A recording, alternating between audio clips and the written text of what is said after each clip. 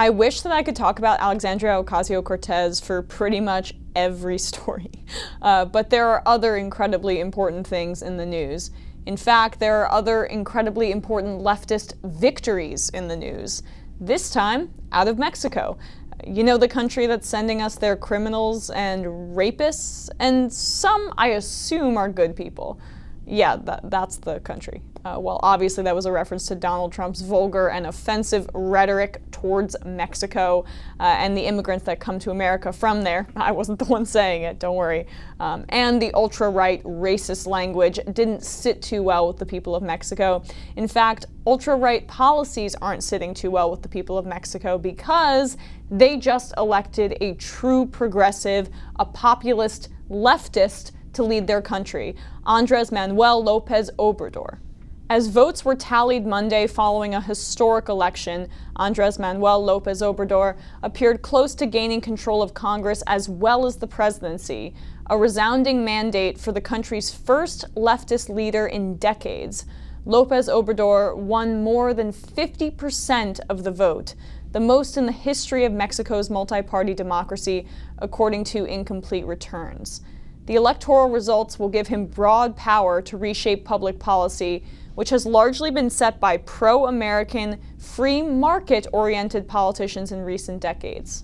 His vows to eradicate violence and official corruption, long unaddressed by outgoing Mexican President Enrique Peña Nieto's ruling PRI party, have played a major role in lifting him to the head of the pack.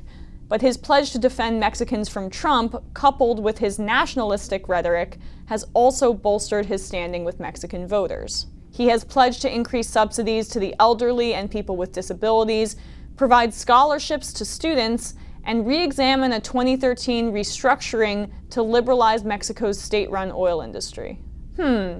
Running on an anti-corruption platform, looking out for the elderly, helping students pay for their loans, tackling his country's corrupt oil industry, and is running against unbelievable odds. I mean, the guy's the first leftist president in the country since apparently the 1930s. Who's he reminding you of? But hold on, I've got more for you. Manuel Lopez Obrador, a former mayor of Mexico City who styles himself as a champion for rural Mexico, has enjoyed a double-digit lead over the other top candidates from the country's major parties for months. A polling lead over major candidates, and he's in the general election, and he's a former mayor who is a champion for rural areas that many politicians have forgotten about. No, I'm not done. Lopez Obrador traveled through the U.S. after Trump was elected to advocate for Mexican immigrants living in the States, and even published a book called Oye, Trump, listen up, Trump, that condemns Trump's plans to build a border wall and his attempts to persecute migrant workers. The candidate, nicknamed AMLO, says illegal migration to the U.S. should be addressed with economic development programs, not a border wall. And while he supports continued talks to renegotiate the North American Free Trade Agreement, he's also been a critic of free trade in the past, arguing that Mexico needs to be more self-sufficient. Not an immigration hawk, a critic of President Trump, and a critic of NAFTA and multilateral trade deals. Look, I don't pretend to know everything about Mexican politics, but I've tried to keep up a little and read up on it. And this guy, Lopez Obrador, just seems like the Mexican Bernie Sanders.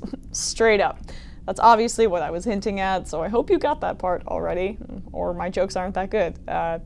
And to top it all off, his next closest runner-up was a centrist candidate who was almost comically uninspiring, Ricardo Anaya, except this time the populist progressive won. And as of this count, he won easily. The populist progressive won easily. So Mexico is our third largest trading partner. We are obviously closely tied with them economically, and a renegotiation of NAFTA on their end from a true populist leftist could have lots of implications for our own trade deals.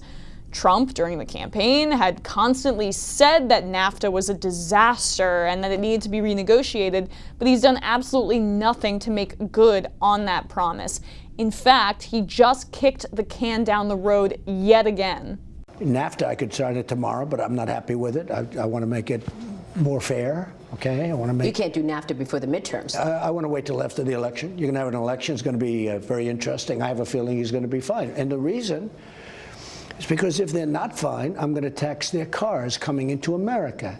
And that's the big one. You know, the cars are the big one. We could talk steel, we could talk everything. The big thing is the cars. Coward. He campaigned on doing away with NAFTA, and now he's refusing to do anything about it.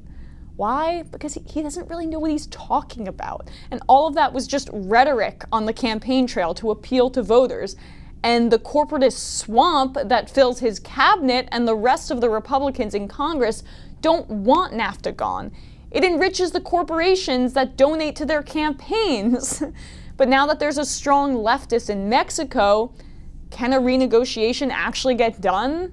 Or will Trump get so agitated by Lopez Obrador's demands that he'll just walk away from the table and do nothing about NAFTA because he's a child?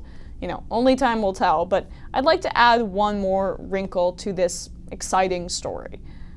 The populist left uprising is real. The media can't stop talking about how the populist right is spreading throughout America and the world, and they are right, electorally at least, to be fair. Le Pen did way too well in France, for my liking. Brexit, obviously. Erdogan in Turkey is moving even further right. Modi in India, and of course Donald Trump. But the populist left is on its way. The roadblocks of corruption, globalism, it makes it way harder for populist leftism to break through.